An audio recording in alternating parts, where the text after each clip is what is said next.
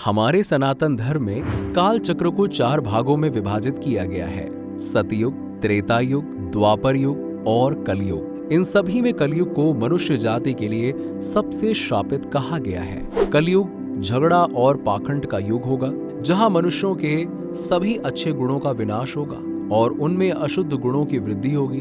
धार्मिक नियमों के स्थान पर अधर्म का कब्जा होगा और जिस तरह से युग आगे बढ़ता जाएगा, आध्यात्मिक रूप से उन्नत आत्माएं धीरे धीरे पृथ्वी से गायब होती चली जाएंगी।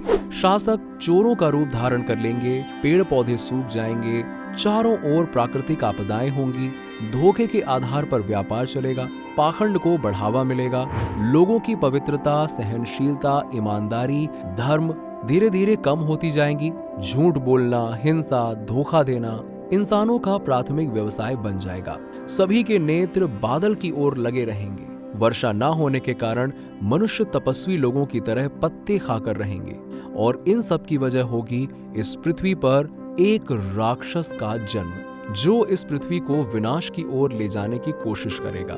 लेकिन फिर इस सृष्टि को पाप मुक्त करने के लिए जन्म होगा एक वीर योद्धा का, जो पापी और अधर्मियों से इस संसार की रक्षा करेंगे। तो आइए जानते हैं कलयुग के अंत से जुड़ी इस भविष्यवाणी के बारे में और उस वीर योद्धा के बारे में, जिनके जन्म के बाद से पृथ्वी पाप मुक्त हो जाएगी। दोस्तों, पूरी पृथ्वी पर जब विनाश अपने चरम पर होगा, यानी कलयुग में हर तरफ त्राहिमाम त्राहिमाम मच जाएगा और सृष्टि सर्वनाश की ओर बढ़ रही होगी, उस समय इस सृष्टि के कर्ता धर्ता भगवान विष्णु अपने 10वें अवतार के रूप में पृथ्वी पर जन्म लेंगे और उनका नाम होगा कल्कि भगवान। धार्मिक ग्रंथों के अनुसार अब तक भगवान विष्णु के 9 अवतार हो चुके हैं और अब केवल 10वां अवतार कल्कि का ही होना बाकी है।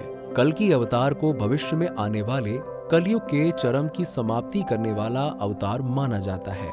कहा जाता है कि श्रीमद् भगवद गीता में कल्कि अवतार की भविष्यवाणी पहले ही हो चुकी है। कृष्ण ने गीता में कहा है, यदा यदा ही धर्मस्य ग्लानिर्भवति भारत अभ्युत्थानम धर्मस्य तदात्मानं सृजाम्यहम्। इस श्लोक में श्री कृष्ण कहते हैं, जब जब इस पृथ्वी पर धर्म की हानि होगी, विनाश का कार्य होगा और अधर्म आगे बढ़ेगा, तब तब मैं इस पृथ्वी पर आता रहूंगा। कल्कि पुराण में बताया गया है कि कलयुग के अंत होने के समय भगवान विष्णु राक्षसों का विनाश करने और सनातन धर्म का पुनरुत्थान करने के लिए कल्कि अवतार के रूप में प्रकट होंगे। वो उत्तर प्रदेश के मुरादाबाद जिले में संभल नामक गांव में एक प्रतिष्ठित विष्णु यशा नामक ब्राह्मण के पुत्र के रूप में प्रकट होंगे। वो अपनी शक्तिशाली घोड़े देवदत्त पर सवार होकर और अपने दोनों हाथों में तलवार लेकर अपने ऐश्वर्य और बेजोड़ शक्ति का प्रदर्शन करते हुए पूरे संसार में यात्रा करेंगे। यात्रा के दौरान वो काली और उसके जैसे हजारों राक्षसों का वध करेंगे और इस पृथ्वी पर फिर से धर्म का पुनरुत्थान करेंगे।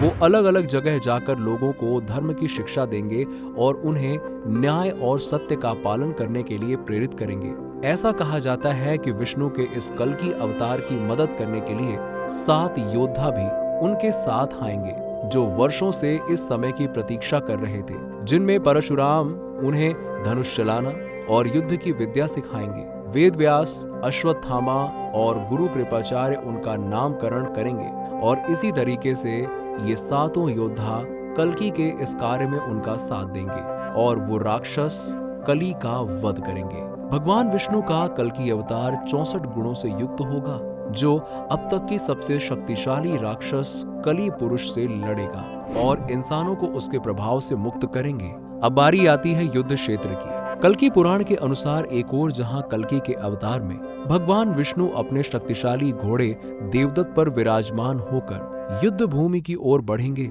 वहीं दूसरी ओर कली भी अपने राक्षस के रूप में कल्कि का सामना करने के लिए आगे बढ़ेंगे। इस समय पूरी पृथ्वी कंपन कर रही होगी और समुद्र की लहरें उठने लगेंगी, तेज तूफान आने लगेगा और इस युद्ध को देखने के लिए सभी लोगों के देवता आएंगे। इस युद्ध में रक्त की नदियां बहेंगी और अंत में इस युद्ध में कली राक्षस मारा जाएगा और इसी के साथ ही अधर्म अन्याय का अंत होकर धर्म और न्याय की विजय हो जाएगी और इसी के साथ ही इस युग का अंत हो जाएगा और एक नए सतयुग का काल प्रारंभ होगा, जहां हर तरफ सुख और शांति होगी। तो दोस्तों, आपने इस वीडियो के माध्यम से कलयुग के अंत से जुड़ी कथा के बारे में जाना। उम्मीद करते हैं कि आपको ये वीडियो जरूर पसंद आई होगी। ऐसे ही वीडियो देखते रहने के लिए हमारे चैनल को सब्सक्राइब करना ना भूलें। मिलते हैं आपसे अगले वीडियो में।